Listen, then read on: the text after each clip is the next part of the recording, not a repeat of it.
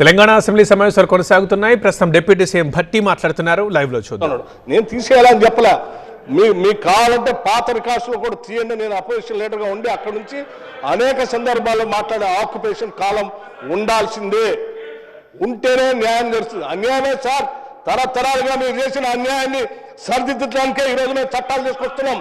ఇది ఈ రోజు కాదు, 1950s నుంచి చట్టాలు తీసుకుంటూనే వస్తా ఉన్నాం, మళ్ళీ తీసుకొని వచ్చాం, ప్రజలు న్యాయం చేస్తూనే ఉంటాం.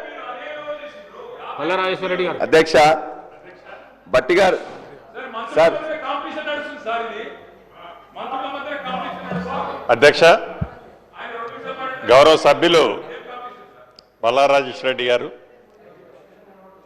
ఆనాటి 10 సంవత్సరాల్లో 2020 చట్టానికి సంబంధించి ధరణి పోటకులకు సంబంధించి అనేక విషయాలు గౌరవ బల్లారాజేశ్వర రెడ్డి గారు మాట్లాడటం జరిగింది. సో ఇవన్నిటికీ లాస్ట్లో ఆన్సర్ చెప్తాను తప్పకుండా.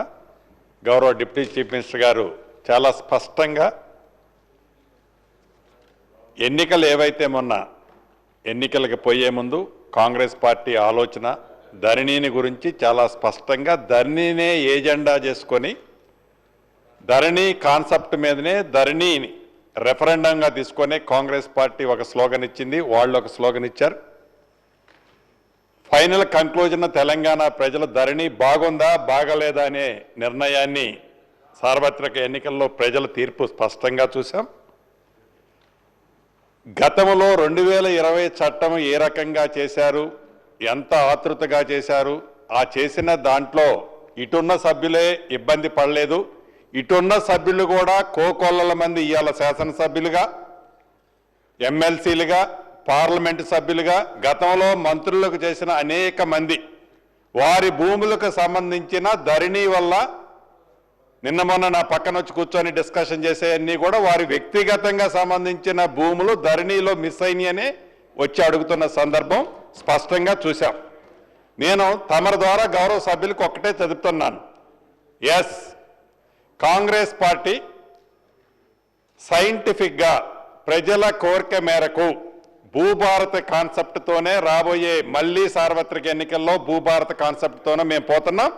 మీరు ధరణి కాన్సెప్ట్తో ఆనాడిపోయి మీరు అదే మళ్ళీ మీది మీరు సమర్థించుకునే పని చేస్తున్నారు తప్ప గౌరవ మా భట్టి గారు చెప్పినట్లు నిజాన్ని ఒప్పుకోకుండా, నిజాన్ని నిజమని చెప్పకుండా అహం అడ్డం వచ్చి మీరు మాట్లాడుతున్నారే తప్ప తప్పకుండా భూభారత్ని చాలా ప్రజల కోసం, ప్రజల సౌకర్యార్థం పబ్లిక్గా అనేక సందర్భాల్లో పబ్లిక్ డొమైన్లో పెట్టి చర్చించిన తర్వాత భూభారత్ తీసుకొచ్చాం.